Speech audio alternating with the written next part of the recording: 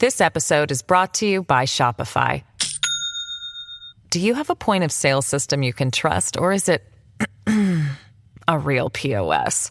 You need Shopify for retail. From accepting payments to managing inventory, Shopify POS has everything you need to sell in person. Go to shopify.com/system, all lowercase, to take your retail business to the next level today. That's shopify.com/system. It's 1984 in Bangor, Maine, a small city in central Maine. Charlie Howard is a 23-year-old young man. He's just moved to Bangor a couple months earlier, and he's openly gay. It's a Saturday night in July. Charlie and a close friend are out for a walk at night after having a potluck dinner at the Unitarian Universalist church he attends. That's when 3 young men and 2 young women who are out for a drive come across them. The 3 young men, who are all teenagers, get out of the car and start taunting Charlie and his friend about their sexuality. The taunting continues, and then they start chasing Charlie and his friend. The friend is able to get away, but Charlie trips and falls. That's when the 3 start beating him. Charlie can't get away, and he starts to have an asthma attack. One of the 3 suggests that they should toss him over a bridge into a stream of water. Charlie can't swim, and he even tells his attackers this as he's begging for his life. They don't stop. They pry his hand from the railing and throw him over the bridge into the stream below, a 15-foot drop. Charlie's body was found hours later. The autopsy finds that he died as a result of drowning and that an asthma attack was a contributing factor.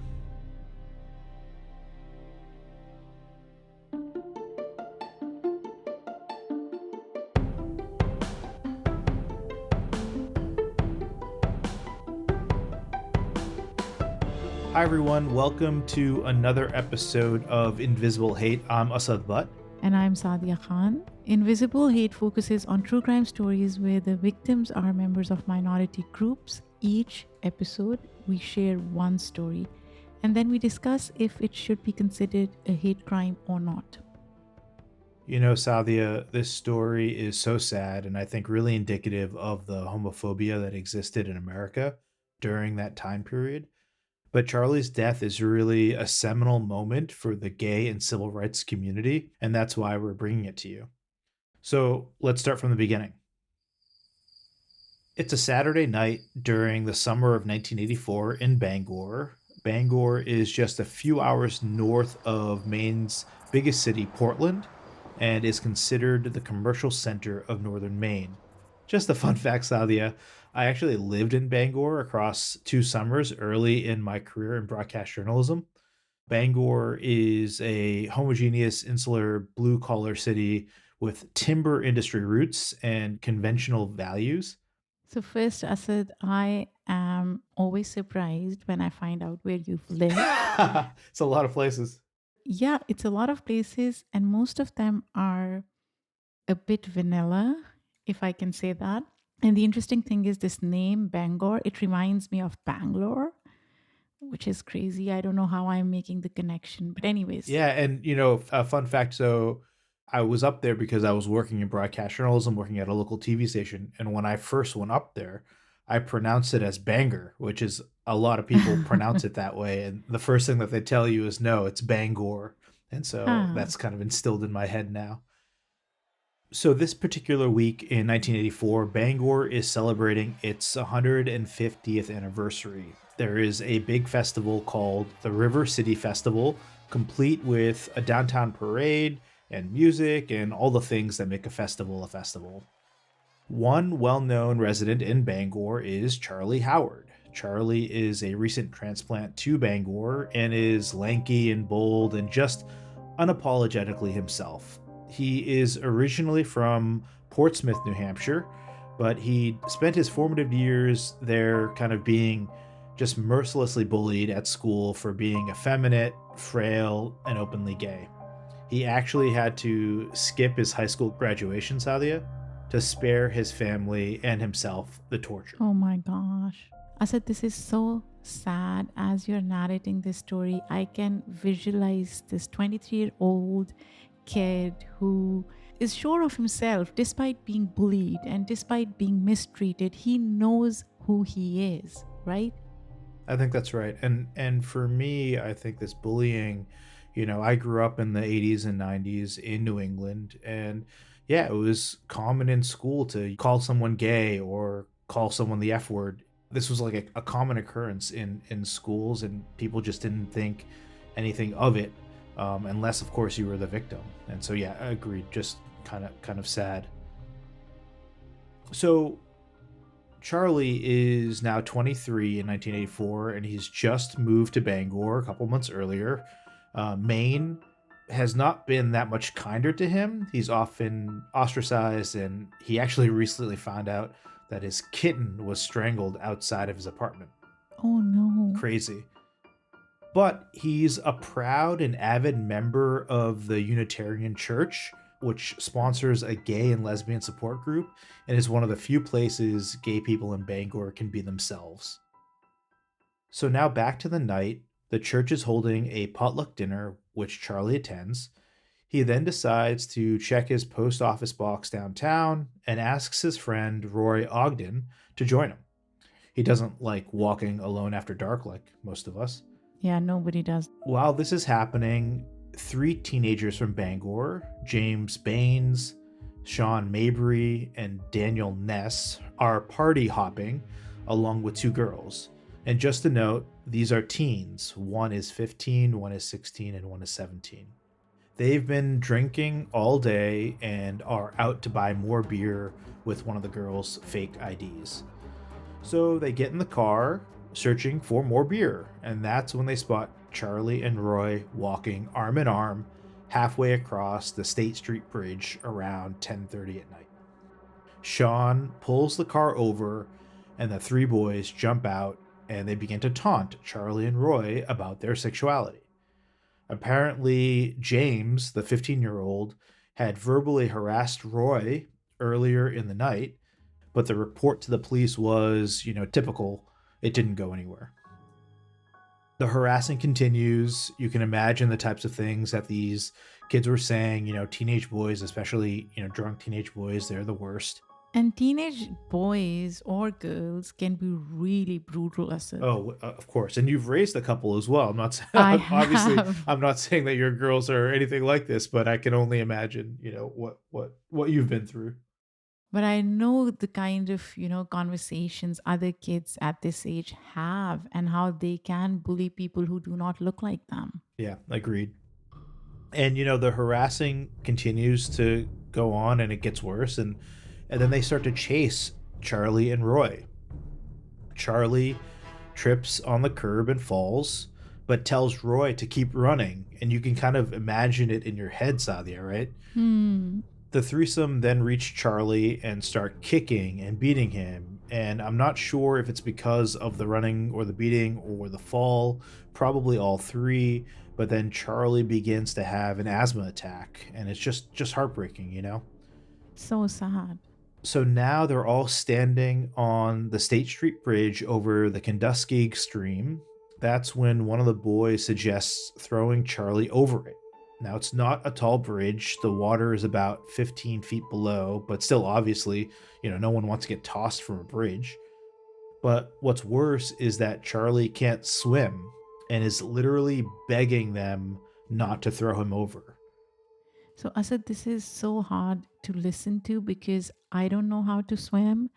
And I do have nightmares about drowning. And just listening to you narrate this tragic situation is making me so anxious and so sad.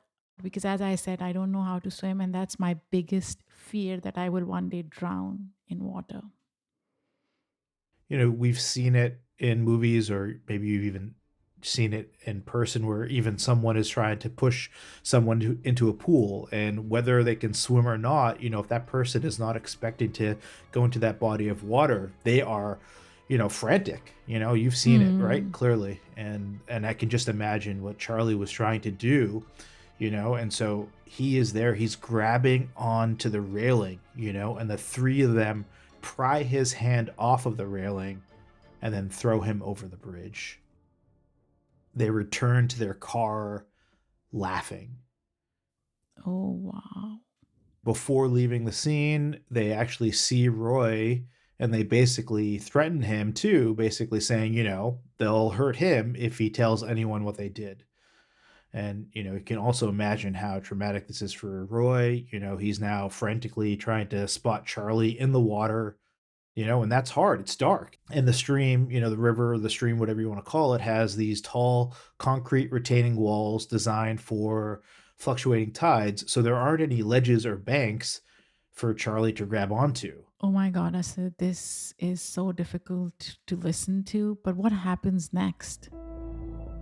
Yeah, so remember this is 1984, and so, no cell phones, and so you can imagine Roy is trying to figure out what to do next. He runs to the nearest intersection and pulls a fire alarm for help. I don't know if I would have thought of doing that, in that moment, but, good on him for doing what he did. And so search and rescue arrives shortly afterwards. They search for Charlie, hoping that he's alive, but unfortunately at 12:10, like an hour and a half after all this started, Charlie's body is recovered south of the bridge where he had been thrown in. He's in 3 feet of water, he is cut and bruised, and an eel is wrapped around his neck. The autopsy finds that he actually died as a result of drowning, with an acute asthma attack as a contributing factor.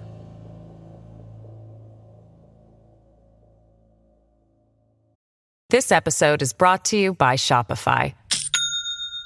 Do you have a point of sale system you can trust, or is it a real POS? You need Shopify for retail. From accepting payments to managing inventory, Shopify POS has everything you need to sell in person. Go to shopify.com/system, all lowercase, to take your retail business to the next level today. That's shopify.com/system. Later that morning, the girls who had been riding with the three boys go to the police to make a report. The eldest assailant, Daniel Ness, turns himself in immediately once he hears that Charlie has died. The other two initially try to escape on a freight train, but then return home. They are arrested and charged with murder the next day. I said, I am confused. So, from my understanding of the case, these girls were involved in assaulting Charlie, right? But then they go to the police the next day and make a report. And I wonder what happened and why did they decide to do that? So, I think just to be clear, according to the reports, the girls didn't do any of the physical beating and throwing Charlie over the bridge, but they were there, and they saw what happened and clearly didn't, stop. My guess is that yeah, they felt guilty about it the next day and wanted to report it to police. I don't know their ages. I'm assuming that they were young as well, and so they probably woke up the next day and said, "Oh my God, what do we do?" and went to the police. Or maybe they spoke to their parents and their parents, advised them to go to the police, right? Totally, yeah.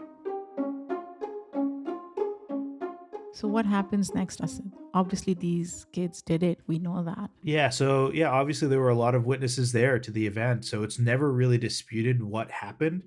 The perpetrators spend one night in jail and then they are returned to their parents' custody to await trial. And I should note that they first tell police that they just wanted to, quote, beat up a faggot, end quote, which they had done in the past. Later, they'd claim that Charlie actually made advances towards one of them a few days before. And sadly, I guess this is a common tactic, which I didn't Right. realize has a name. It's called the gay panic tactic. And what it does is it puts the victim on trial instead of the perpetrators. Hmm. The three boys have a history of getting into trouble. They have substance abuse issues, and at least one may have mental issues. This doesn't justify what they did, but just wanted to share that as well. I think I just want to note that the community Bangor community is hugely divided on the murder, and any formal city response is remembered as muted. Why are they divided? I don't get this. So, Sadi, I definitely want to talk about that. And first, I want to share kind of the supporters of Charlie. And so, 200 people showed up to protest outside the police station, and the same people later held a vigil at the church. And they actually dropped flowers over the bridge where he's thrown as a remembrance. And that ritual actually still continues every year until today.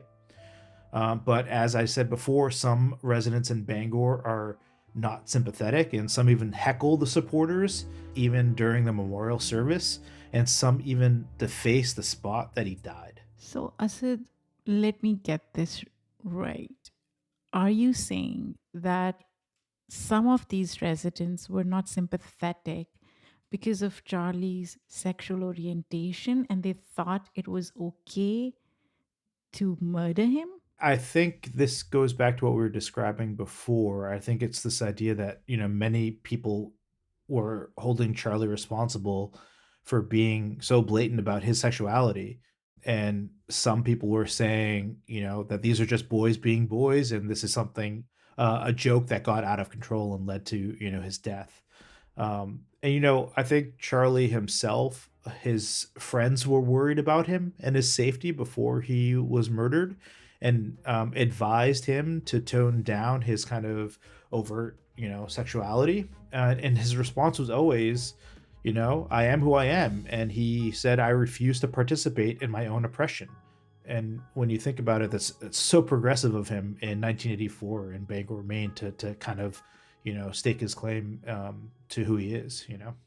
Yeah, of course. And I just want to expand this conversation a little. I feel like a lot of times societies predetermine who's the villain and who's the hero. So they try to elevate somebody's humanity while dehumanizing people that they think don't look like them or don't believe in certain values that the majority believes in. And this case is a great example of that, right? So, how the society creates that narrative and then promotes it just because Charlie was explicit about his sexual orientation, he was somehow deemed not worthy of living in a way. That's exactly right. Not worthy of living, not worthy of justice, not worthy of having those that did this to him being held accountable. I think that's exactly right. So, Asa, did this stuff happen before in Bangor or Maine? So, Saadia, there's no precedence for a case of this magnitude in Bangor. And also at the time, Maine was the state with the lowest murder rate. But a Bangor policeman said this wasn't an isolated incident, that there are other assaults that happened, especially in places where gay people gathered, like along the trails by the stream. The issue, which is why we do this podcast, is that frequently the crimes weren't being reported because victims were Hmm. afraid to be outed. And so, Sadia, the big discussion points in this case were basically whether Charlie was being targeted because he was gay, whether the kids wanted to kill him or just harass him, and whether they were targeting him specifically or if it was sort of this wrong place at the wrong time type of thing. A professor Charlie knew stated that he was sure the attack was targeted and due to Charlie's sexuality. Others, like the high school principal, stated that the perpetrators weren't doing well in school generally and likely went to harass someone rather than kill them.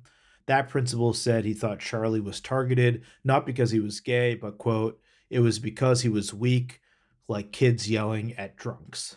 Oh my gosh, Asad, I am getting so angry right I now. knew that you This would. is quintessential toxic masculinity, patriarchy at play, right? Especially what the principal said. Oh my gosh, Asad, this is just so bizarre and such BS to me. So, what happened at the trial? Yeah, so the Attorney General of Maine wants the boys to be tried as adults to show the public his office takes hate crimes seriously. And I remember the kids are 15, 16, and 17. And, Sadia, just a point, like I had trouble trying to decide how to describe the three of them. Like at times I'm calling Hmm. them a threesome, at times I'm calling them perpetrators, sometimes I'm calling them kids.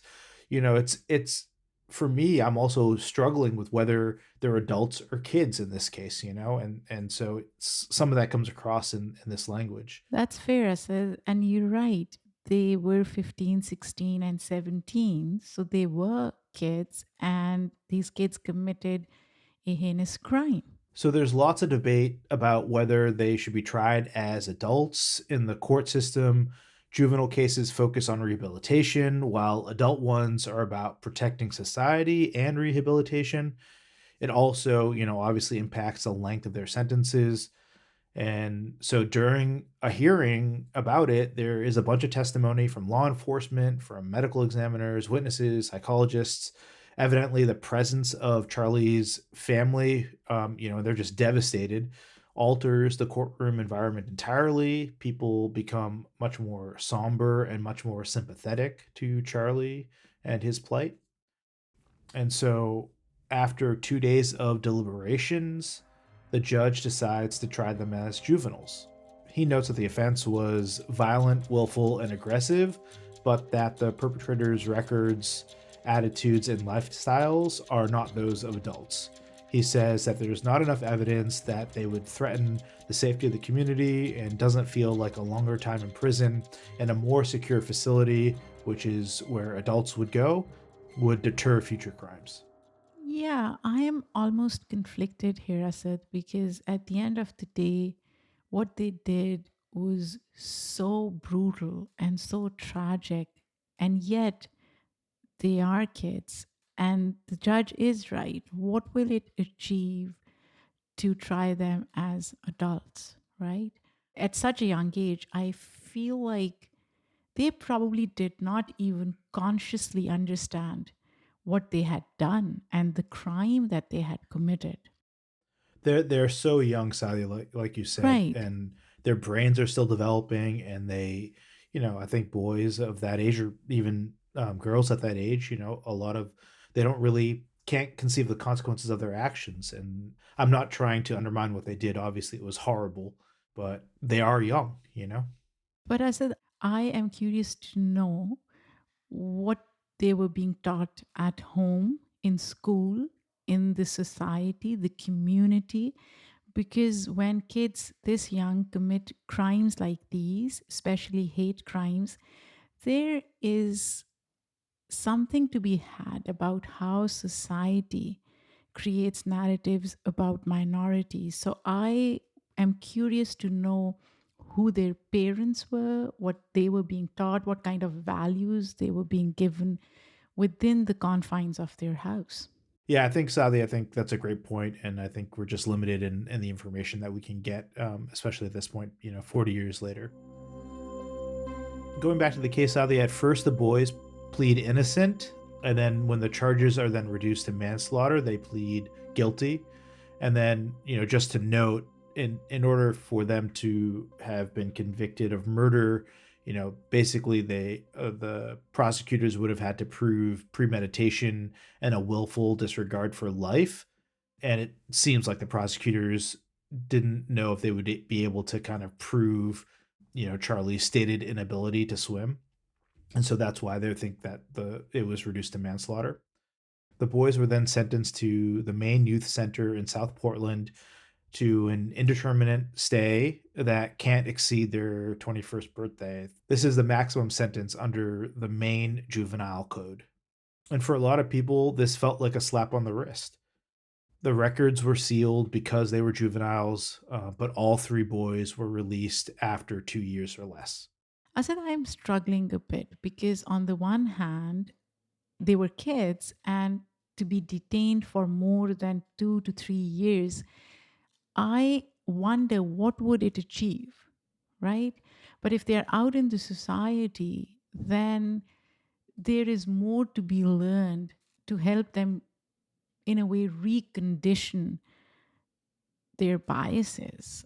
And I may be wrong. What are your thoughts on it? Yeah, Sadly, I as we've talked about on the podcast before, I'm a firm believer in rehabilitation, and I think that if their stay, after 2 years or whatever it was, allowed them to be rehabilitated and, understand what they did, and they were quote unquote changed people afterwards. I think that's great. And I struggle with how short it was. And, Charlie's life Hmm. was over, like, or Yeah, that Charlie's died, absolutely. like it seems a bit unfair, but I definitely lean more towards this was the right decision based on the age of the kids.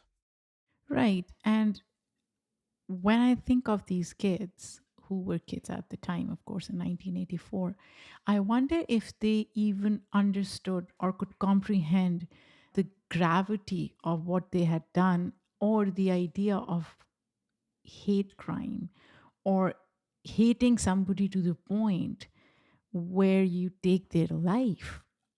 I would guess that all three of them would say that murder was not the end game for what they were trying to do that night, but clearly it was a result of their horrible actions. So, Sally, I feel like this is an easy one for us to debate as to whether this was a hate crime or not. I think this, for me, has all the hallmarks of being a hate crime. The fact that they were targeting him because he was gay, and the end result of obviously it being murder and all that kind of stuff. For me, this is a no brainer. I agree with you, Asad, but I will go back to what I just said.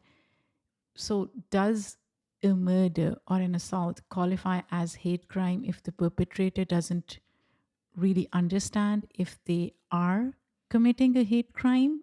In this case, given the age of three boys, So, you're saying that can one commit an accidental hate crime? right? And in this case, it's specifically because of their ages. There's no other reason. Adults know if they are committing hate crimes, right? So I still am struggling to understand what their frame of mind was at the time, what they were thinking, what headspace they were in. For me, a hate crime is a hate crime regardless of whether it was intentional or not, and then trying to determine that intent. And so, for me, as we discussed, they were clearly beating him up because he was gay and targeting him because he was gay. I think you bring up some really valid points there, Sadia, and I think that maybe we shouldn't be as quick to label something a hate crime if it's done by underage people, because they might not know better, I guess, is what is maybe what we're saying, right? Right. But then we've also covered cases where we have called it a hate crime, even if it were committed by underage people. So It's hard stuff. I am at least conflicted, right? Although it would be so interesting to have a psychologist answer this question, because they can probably give us insights into how kids' minds operate and how they work. So, if there are any psychologists, psychiatrists out there who can help us dissect this more, please do write to us. I'm really curious to understand the psyche of a 15-year-old committing such heinous crime. 100% agree. So, Asad, what was the long term impact of this murder? Yeah, so Charlie Howard's death serves as a reminder of the ongoing struggle for equality and acceptance for the LGBTQ community, and the importance of speaking out against hate and violence towards marginalized groups. And his murder would actually have a tremendous long term impact on the city, state, and country. In Maine, his death triggers the beginning of the formal gay rights movement in the state. There are more alliances and more legislation and more organization. Charlie's church leads the way. They form a movement demanding more tolerance in schools and the community, and better anti harassment and hate crime policies and legislations. A bunch of new groups are formed, like the Maine Lesbian Gay Political Alliance and the Bangor Area Gay Lesbian Straight Coalition. Bangor's school committee actually begins programs for staff to address prejudice, and added language about sexual orientation to its equal employment and educational Hmm, opportunity policies. that's So great. lots of good stuff happening all around, but there is some opposition, as you can imagine, with some people saying groups are using Charlie's murder to get special treatment. There's always going to be people that stand in the way of progress. I said it's mind boggling to think that people can say things like this, because at the end of the day, what these people are saying is recognizing somebody's humanity is a special treatment. Yeah, I think you're right. It's mind-boggling and it's infuriating at times too. Right. Yeah. I also want to point out that Maine turns a corner and starts accomplishing some really big things. In 1993, Maine passes their Civil Rights Act, their kind of hate crimes law that prevents harassment and violence and considers motive in sentencing. And eventually, Maine passes an anti discrimination law. It's introduced by Governor Baldacci of Bangor, who had been a senator when Charlie died. And, Saadia, I actually went to school in Maine from 1997 to 2001. And for me, my exposure to the LGBTQ community at my school and the surrounding community really opened up my own worldview and helped me overcome some of my own homophobic views and stereotypes and ideas that I Hmm. had growing up as a kid in New England. And so for me, it's really remarkable to see how far Maine and Mainers have come. And, just to point out, Maine was the first state in 2012 to legalize same sex marriage in a vote. And they were the first state in 2014 to elect an openly gay governor. So, obviously there's still work to be done in the state and in the country, and on a personal level for all of us. But it's really great to see just how far, we've come since Charlie's murder, 40 years ago. Absolutely, Asad. Absolutely. So, what's the latest, Asad? Yeah, so today both an annual Pride Parade and Pride Festival take place in Bangor, and July 7th, the day that Charlie died, is celebrated as Diversity Day. That's so good, Asad. I am so glad that we were able to make progress. But what happened to the perpetrators? Yeah, so Sean was convicted in the late 80s and early 90s of other misdemeanors like assault and criminal mischief, but nothing after that. He said in a very rare 1994 interview that he thought about Charlie's death every day and of course felt guilty. He said, quote, Charlie Howard was so young, he was helpless that Hmm. night, and three reckless kids come along and just for the hell of it, toss him over the bridge. Because of our actions, Charlie Howard lost his life, end quote. I'm glad he's at least remorseful, right? Yeah, 100%. So Daniel has never spoken publicly about the incident, and we also don't know where Roy is, Charlie's friend. He seems to have fallen off the radar as well. And then the third perpetrator, James, is now married with kids and still lives in Bangor. He works at an electrical firm. He did outreach at schools on tolerance and gay rights across Maine for about a decade after his release, and he supported anti discrimination legislature at the state level. And he actually co wrote a book, kind of a mea culpa, called Penitence, a True Story, in 1994 about the experience. And just a note, he didn't collect any royalties from that. Hmm. In his lectures, James says that he, quote, had never seen the man before, and the man had done absolutely nothing to provoke the attack. The only reason Charlie Howard died that summer night 10 years ago was that he was gay, end quote. He admits that harassing gay boys was a common activity then, and it usually had no consequences. So, Sadia, I didn't know Charlie Howard's name until researching this episode, but it just seems like it's one of those names that it's so important to know and know his story, right? And so his death is the first fully recognized hate crime murder of a gay person in the US. Oh, wow. Let's remember it and share his story. The one thing that I remember and will share about the story is how, as a 23-year-old gay kid in Maine in 1984, he was so unapologetically himself. I'm 43 and I still struggle with that. I said, this is so disheartening. I hope more people know about this story. I didn't know about this story. And just for our listeners, normally when Asad and I work on a story, we research and read about it prior to recording. But today we wanted to do something different.